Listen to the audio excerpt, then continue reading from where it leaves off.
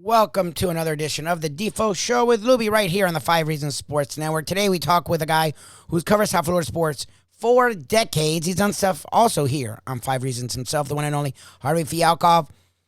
Still to this day covers the Miami Heat, the Florida Panthers, and Miami Marlins. So we got into all of it. He's proud of his Cats as they've hit sort of a tough skid lately, but the Florida Panthers still among the NHL's elite.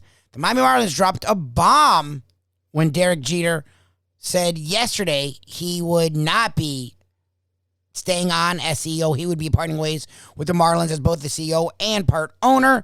So Harvey Fialkov, Mr. Yankee himself, definitely touched on that. And Harvey being a guy who's been on the Heat bandwagon since last year when they were sort of down, Harvey pounds his chest today talking about those Miami Heat who dispatched of the number 2 seeded in the Eastern Conference Chicago Bulls in dominant fashion. Harvey hones in on the Miami Marlins and the Miami Heat today on the Defo Show with Lubie on the 5 Reasons Sports. Lubie on the 5 Reasons. Jeff DeForest, Michael Lubitz with you.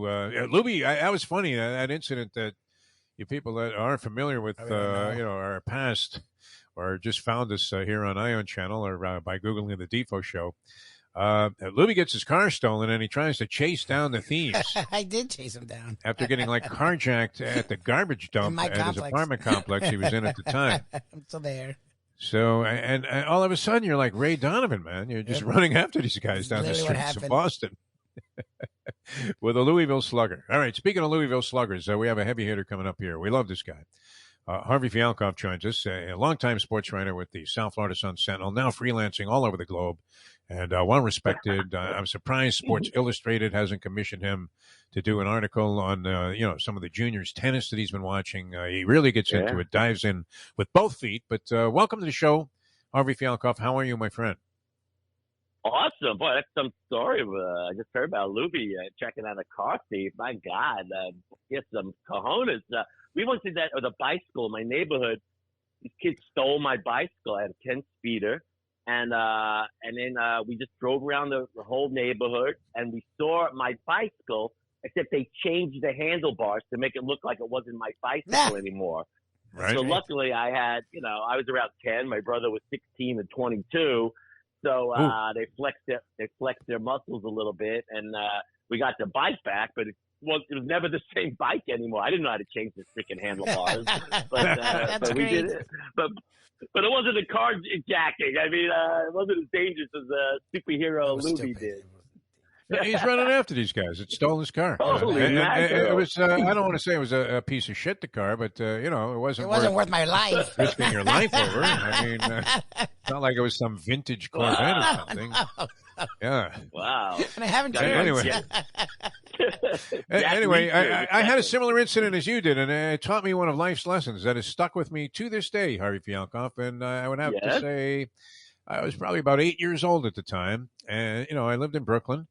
And my bike had stolen. I had just gotten for Christmas like a new Schwinn, which was the big thing at the time with the sort of chrome fenders. Yeah.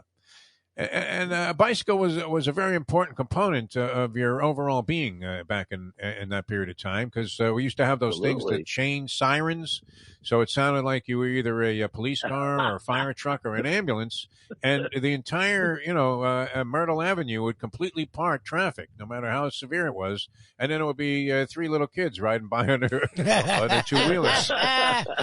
So anyway, we kept these bicycles in a basement, chained up, and one day I go down there to ride my bike, and it's gone. So, we're rolling around the neighborhood, and I see my friend, and he was kind of the Fonz of the neighborhood, a guy named Richie DeLuca, who I've talked about here on the show. And I see DeLuca is on my bike, right? And I said, hey, Richie, man, that's my bike. What the hell? Because I was sort of friends with the guy because, through sports, you could sort of traverse many different levels of people. And so I was a good ball player even at 8. So even though Richie was like 12, I was respected. Yeah. So he looks at me and in all sincerity says, Jesus, if I had known it was yours, I would have never stolen it. Like it was okay to steal a bike, but he didn't really want to take your friend's bike, so he gave it back to me.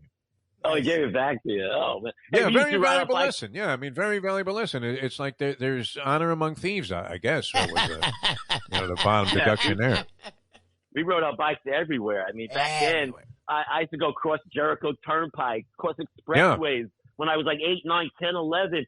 I mean, we had to get the comic books at Bohacks like every month, and you know, I went to Mid Island Plaza on my bike. It was like 5, 10, 7 miles to play slot cars. So I mean, but then by the time I had kids, we didn't let them go around the block. They never used it. No. They're like brand new because those are the days of Adam Walsh. You remember the Hollywood Bowl thing? Oh, that was a horrible thing when I first moved here. That was like the big story.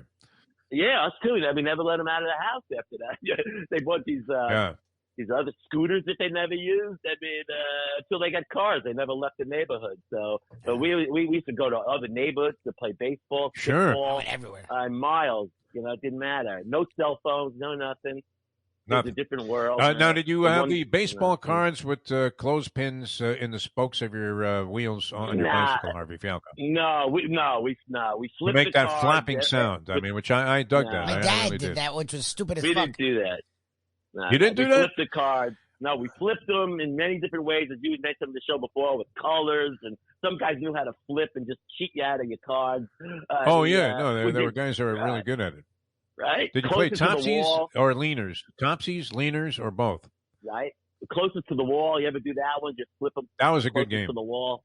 That was fun. Yeah. Hey, listen, I had a grandma in Brooklyn. She worked for my aunt, who I see her at my grandma's on Sundays. She worked for Top Chewing Gum.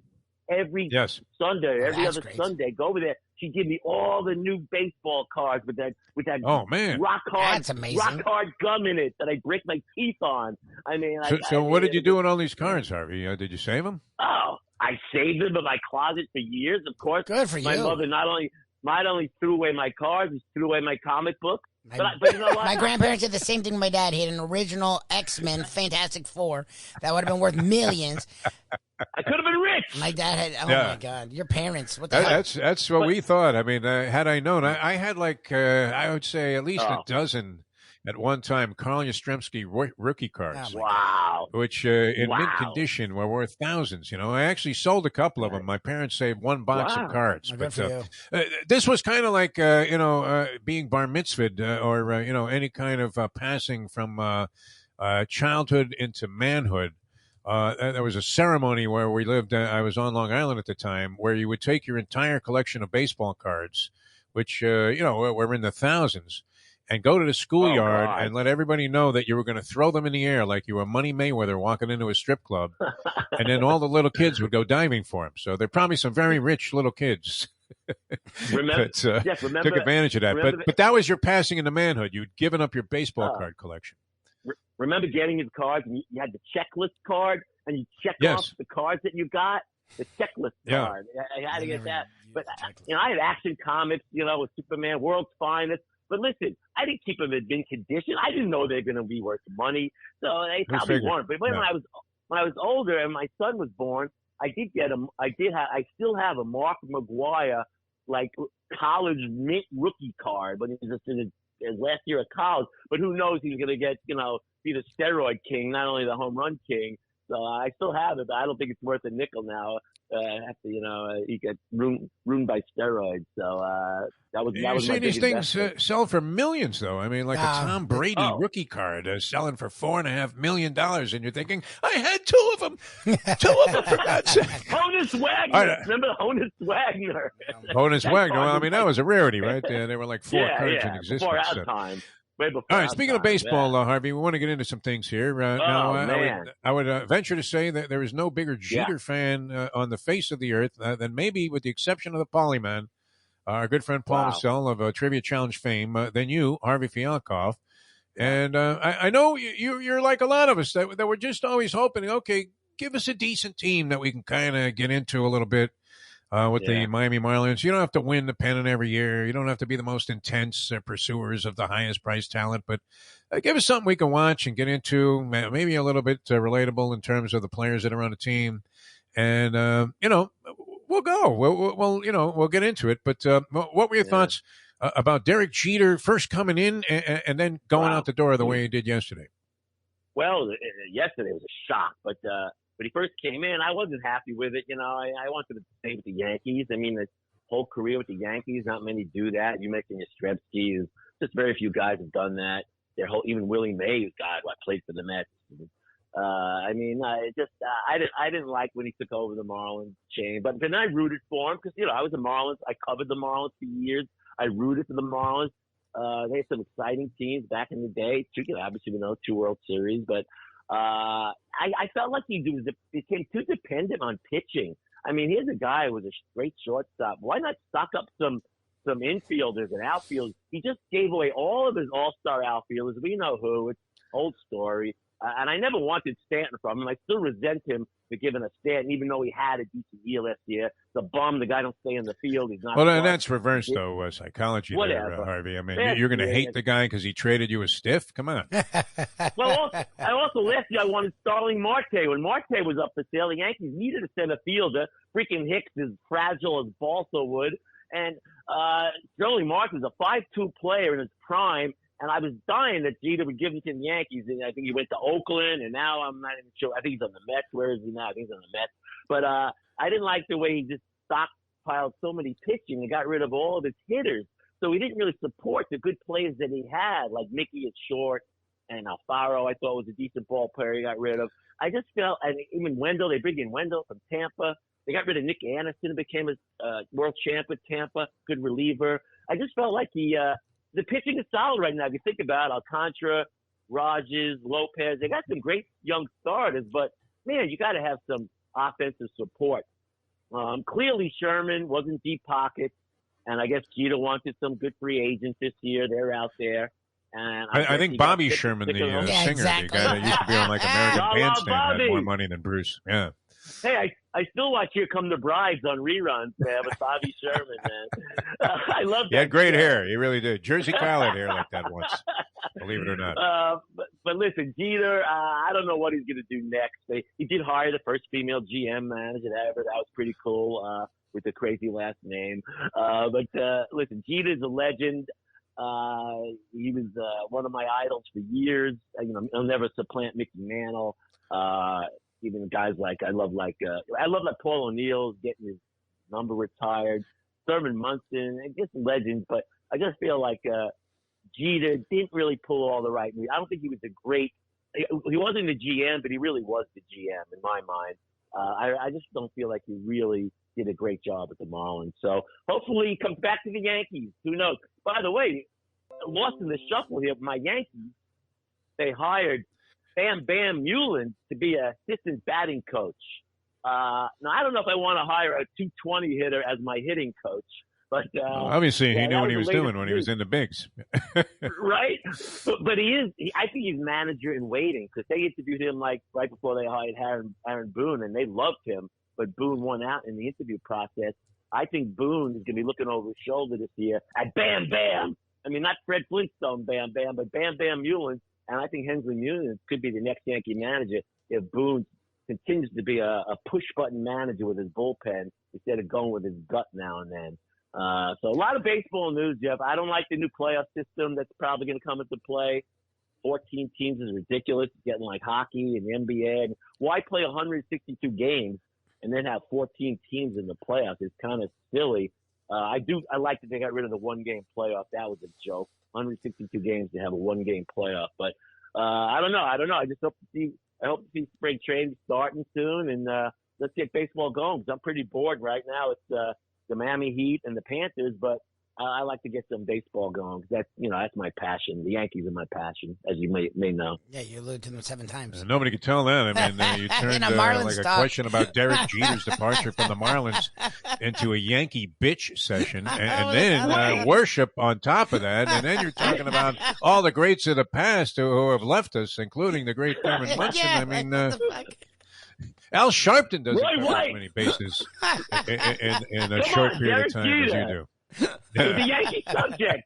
Why'd you bring up the scooter while you were at it, man? Phil Rizzuto, man. Holy cow. Well, freaking Meatloaf died. All I thought of was Phil Rizzuto when Meatloaf died. Oh, my God. They're the worst. Oh, Meatloaf. You know what? I have Ozzy Osbourne in the Deadpool, and, I have to pay for this trip to Italy, and there's a 3-month rollover right now. And I didn't realize that. Is he day-to-day Ozzy Osbourne? He's got all kinds of health issues. Alive, and I don't want to be rooting for a guy's death. But we had Meatloaf in the last one. And, they drew new names before he checked out. I'm all around this thing. So I'm worried about Ozzy Osbourne right now. Wow. I was watching some of the SAG Awards, and they had that in memoriam thing. And, oh, my God, my childhood died. Everybody's checking out, man. Ball players. What a year. Entertainers. It's ugly. Yeah. Yeah. All right. Anyway, so Jeter leaves. I don't know. I felt that there was, an opportunity there for Derek Jeter, and it's not his persona, and never was, to be this guy that was, overly enthusiastic about embracing, outsiders or whatever. But I do believe this, and you've been in the South Florida area forever, like me, and analyzing these things as to why people don't go, why they don't care. Why teams fail at the box office, and in terms of viewership and sponsorships, and struggle to get anywhere near what other teams are paying in the case of baseball with other payrolls, because you can buy yourself out of some mistakes like your Yankees do, right? They'll spend the money, but then they'll just say, "Hey, okay, so we blew $150 million on this guy, it's okay. We'll just get another $150 million guy, or maybe a $300 million guy." The Marlins don't have that luxury, and there's this thing. I always like this tag when they were handicapping horse races. I've mentioned it before, where the comment was, "Must make no mistakes." And in the case of the Marlins, that's kind of what it is. And if you're not going to be really good, then you want to have maybe some kind of effort to integrate yourself into the consciousness of the community. And I don't think Jeter was close to bringing that about. I always felt a little awkward around the organization during the Jeter run. I don't know if you felt the same way. Yeah, well, he doesn't have really. And he's not charismatic off the field. He's kind of boring off the field. He never gives up. Lubie is more exciting as a personality. He has no pulse.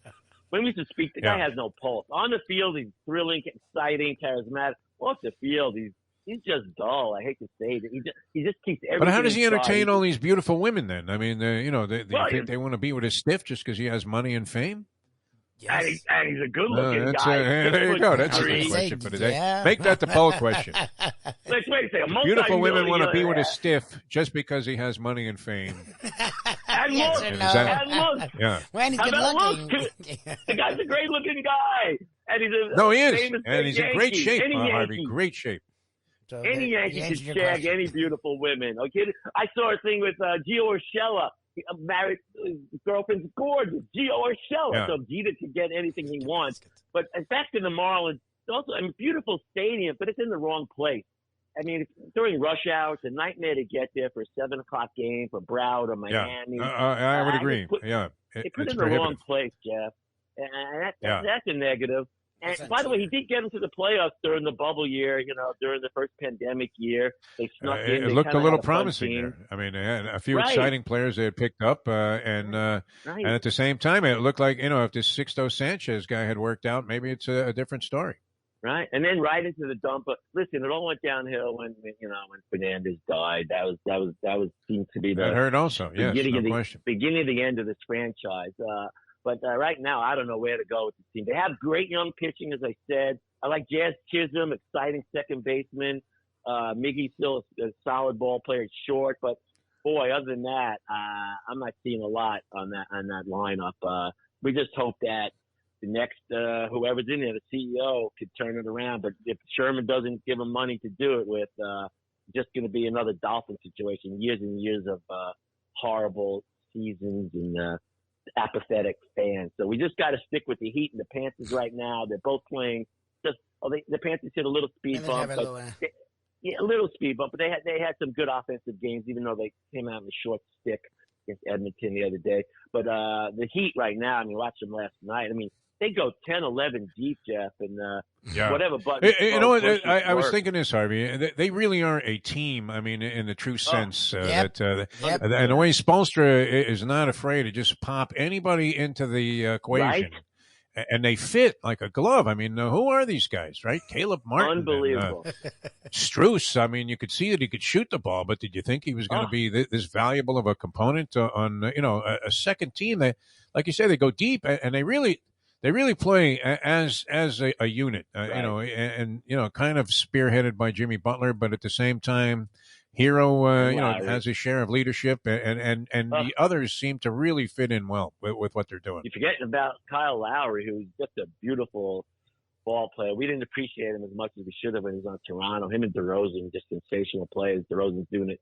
I mean, he was alone last night. Chicago was kind of beat up, but no, Hero, to me, he's so much fun to watch. His hippity hops, and he can create his own shot. He shoots with the left hand. He's an exciting player. He just Lubie thought he was a stiff when they drafted him. Yeah, who's this guy? Oh, I loved him from day one. I loved him from day one. Him and the little lefty guard that the Lakers have down, blanking on his name. But I love Hero. But listen, one thing they do that I don't like is they play like team ball for 47 minutes, and then it comes down to hero ball, not Tyler Hero ball at the end when they isolate with Jimmy Butler. Yeah. I just don't understand why they don't keep the ball movement going and play like a team until the end. A lot of teams do that, but the Heat really don't need to do that. Spo's a great coach. He makes great play calling at a timeout. And I just feel like they should continue the ball movement, the teamwork in the last few minutes of games. They've been blowing a lot of leads and barely holding on. But I just feel like they got to keep the flow going. But what a fun, like you said, Caleb Martin. They got to sign this guy long term. So defense, offense, 3-pointers, jumps out of the building. Max Strus turned him loose. He's Duncan Robinson only with some physical build. You see him run down the guy last night and block it from behind. I mean, that was a shocker. So it's just a fun team to watch. I just hope that the Heat and Panthers go deep into the playoffs. The Panthers have to get that bugaboo off their back, the gorilla off their back of winning. Mayo says no, it's not happening, man. Mike Mayo. Oh my God, 1996. 1996 is the last playoff series they won.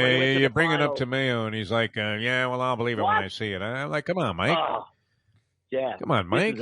This is the guy that wants to go to Skyline Chili, though, and have lunch. You're invited, by the way, Harvey, when we do that.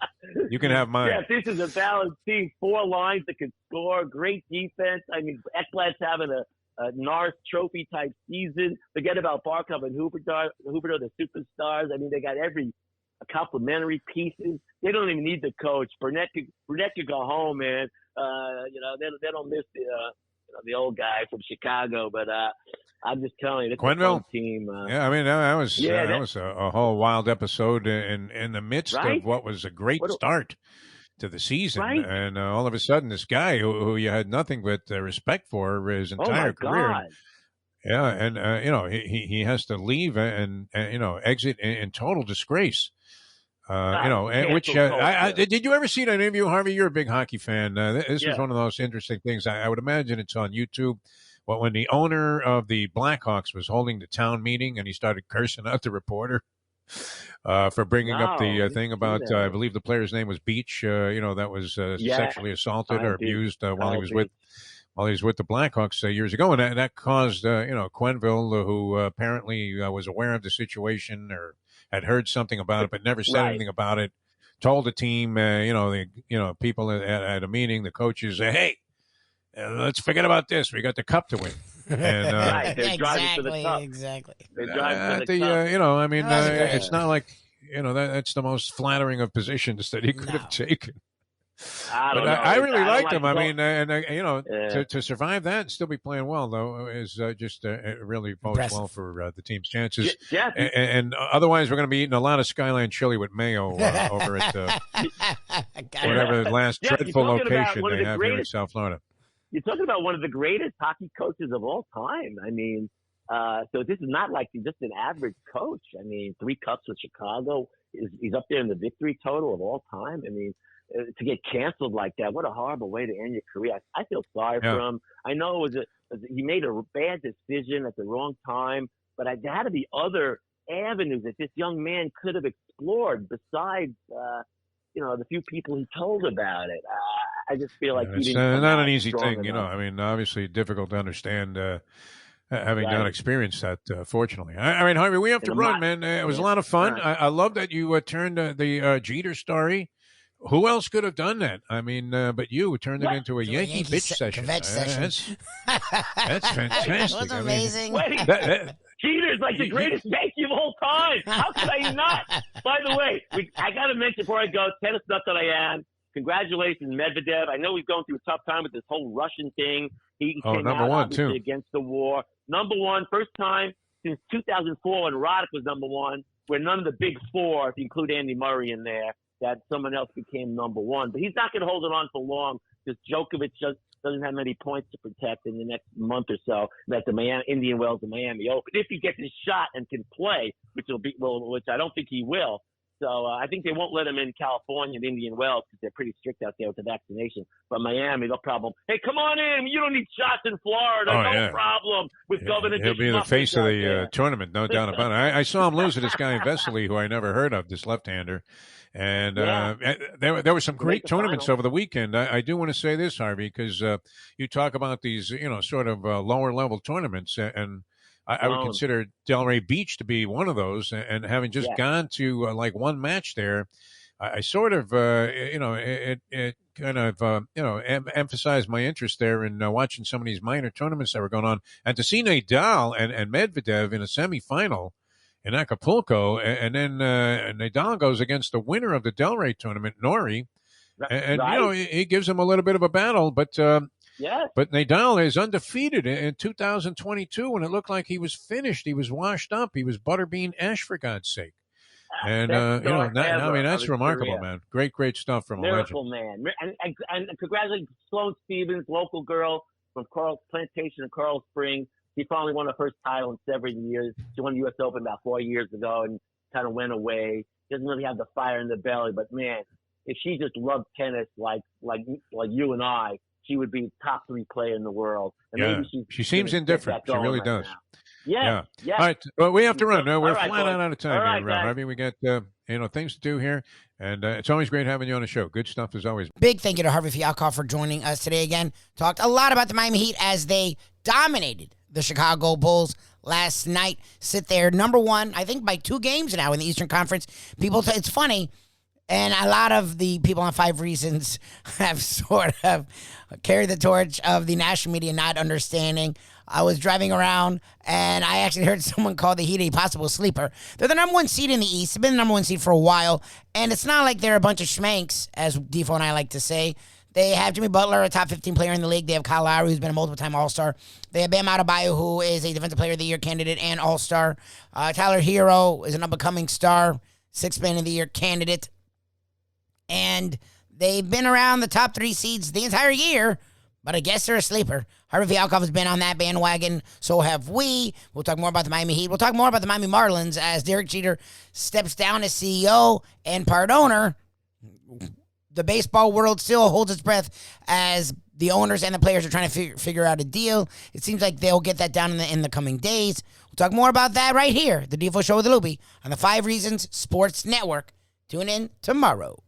These days, we're all looking for comfort anywhere we can find it. Thank goodness for Landlubbers Raw Bar and Grill in the Plantation location because they are making sure you are as comfortable as possible. First of all, they're not only open for delivery and pickup. All you have to do is go to landlubbersbarandgrill.com for both pickup and free delivery. Their hours have changed a little bit. Monday through Thursday from 3:30 to 10. And Friday, Saturday, and Sunday from 11:30 to 10. You're going to have the best wings in the world. You're going to have a great burger. You're going to have their amazing soups. Again, Landlubbers, Raw Bar and Grill. It's nice and easy. Just go to landlubbersbarandgrill.com for both your pickup and free delivery. Thank goodness for Landlubbers for making you always feel right at home. Hey folks, Tony Segreto here. You know, since day one, Catholic Health Services has been part of Old School. And since we've started letting people know about them, it's changed their lives. You see, Catholic Health Services, while being recognized as one of the top places for stroke rehab in the country, it's also about a group of people who not just excel in what they do,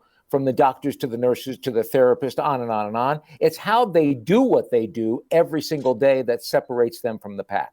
They do it with a passion, unmatched, and the inclusion of family in every step of the process. Trust me when I tell you this. If you want the best, unmatched rehab with a special group of skilled, caring people, there is truly only one place, and that one place is Catholic Health Services.